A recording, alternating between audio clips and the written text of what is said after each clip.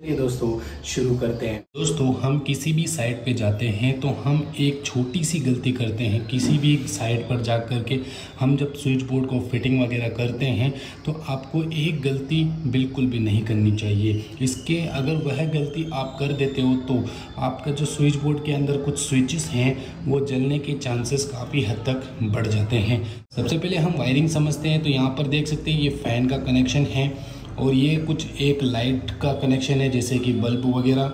यह भी एक लाइट बल्ब वगैरह का कनेक्शन, यह भी एक लाइट बल्ब वगैरह का कनेक्शन, और ये कुछ शो लाइट्स वगैरह, ये भी कुछ शो लाइट्स वगैरह के कनेक्शन हैं।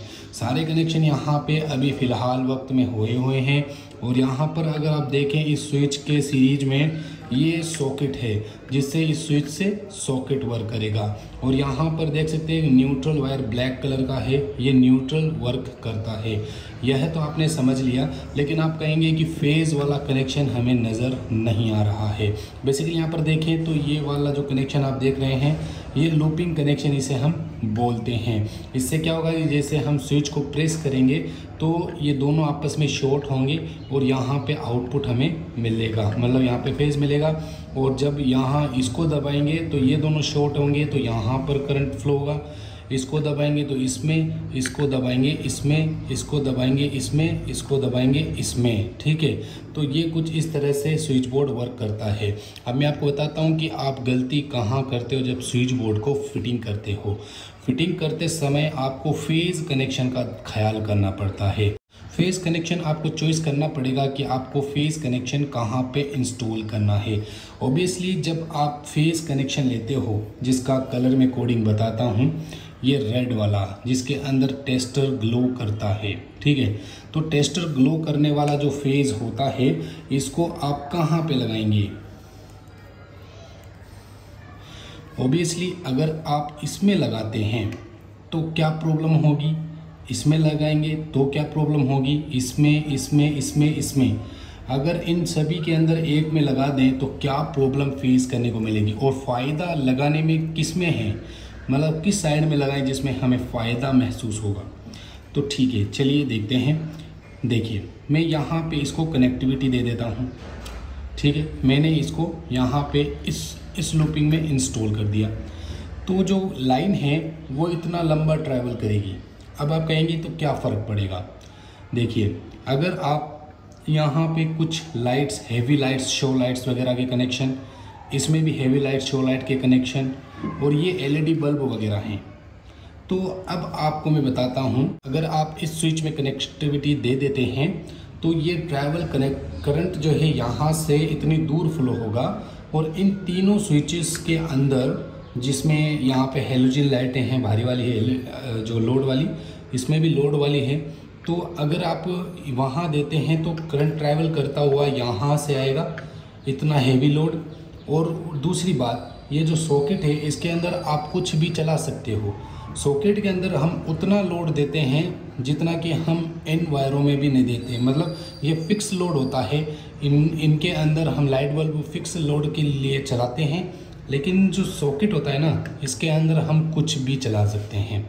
हम इंडियंस हैं भाई साहब, हम एम्पियर वगैरह नहीं देखते। हम किसी भी तरह की कोई भी सॉकेट मिलती है वहाँ पे हीटर, गीज़र सब चला लेते हैं। तो गाइस इस तरह की प्रॉब्लम हमारे यहाँ होती है।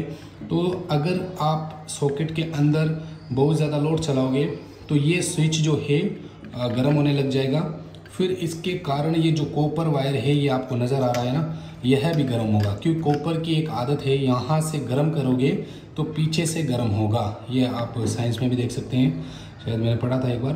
ठीक है, तो यहाँ से अगर आप गर्मी दोगे तो कॉपर पीछे से गर्म होता है इस तरह से। ठीक है, तो यहाँ पे जब हीटिंग होगा, गर्मी पैदा होगी लोड की वजह से सॉकेट के अंदर, तो ये गर्म होता हुआ था, यहाँ पर गर्मी पहुँचेगी तो ये जो बाकी के स्विच हैं ये भी गर्म होना शुरू होंगे। और इसके अंदर की जो स्विच के अंदर की जो एफिशिएंसी है वो काफ़ी हद तक कम हो जाएगी।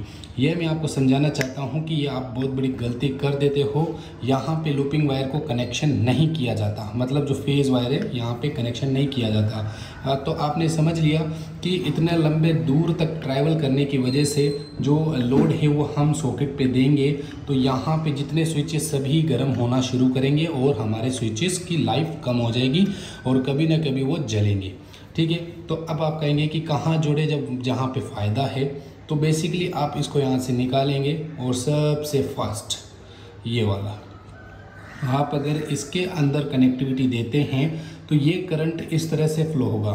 ठीक है, अब यहाँ पे एलईडी लाइट है, यहाँ पे फैन है, एक एलईडी है, एलईडी है और ये हेलोजन हेवी लाइटें हैं। ठीक है, और यहाँ पे एक सॉकेट है। तो हेलोजन हेवी लाइटों के पास सबसे पहले करंट पहुँचेगा। ठीक है, और एक इस वायर में और एक सॉकेट के अंदर। तो सॉकेट के अंदर तो बेसिकली आप सबसे ज़्यादा लोड चलाते हो, तो ये ओबियसली यहाँ पे जब स्विच करोगे, आप प्रेस करोगे तो करंट एडवांसली पहले से यहाँ से पहुँच जाएगा, पूरा करंट इसी के अंदर फ्लो होगा।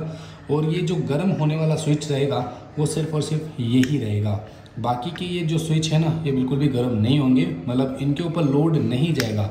यानी कि ये जो स्विच है इनके ऊपर बिल्कुल भी सॉकेट का लोड नहीं जाएगा इस वायर पे। ठीक है, सॉकेट का लोड पहले यहाँ पे लगाने से क्या है, इस वायर पे लोड जा रहा था, गर्म होने की संभावना बढ़ गई थी। लेकिन अब यहाँ पे लगाओगे तो ये सीधा यहीं से ही फेस चला जाएगा। फिर हमें जो हेलोजन लाइटें हैं इनके लिए अलग अलग फेस चला जाएगा। जैसे कि ये स्विच दबाएंगे तो आगे क्या है कि कम लोड है, नॉर्मल लोड है, तो इसलिए क्या है कि आगे नॉर्मल लोड भी पहुंचे तो कोई दिक्कत नहीं है। तो इस लोड को चलाओगे तो कोई भी वायरिंग गर्म नहीं होगी, क्योंकि हेवी लोड यहाँ पे नहीं है। तो सॉकेट सबसे ज़्यादा हेवी होता है मेरे ख्याल से, हम ज़्यादा यूज़ लेते हैं सॉकेट को, इसके अंदर कुछ भी चला सकते हैं। तो मेरे ख्याल से आपको जो फेज़ लाइन है वो इसी के अंदर डालनी चाहिए। उम्मीद है आपको ये चीज़ समझ में आ गई। तो इससे क्या होगा कि फेज़ जो करंट होता है ना, वो डायरेक्ट बाईपास इसके अंदर हो जाएगा। फिर जो हमारे पास एक्स्ट्रा फेज़ करंट बचता है वो इन लाइटों के लिए हो जाएगा, जब हम यूज़ लेंगे तभी ये वर्क करेंगे। तो उम्मीद है आपको ये चीज़ काफ़ी अच्छे तरीके से समझ में आ गई। तो समझ में आ गई तो हमसे इसी तरह से जुड़े रहें। लिए दोस्तों, बाय बाय।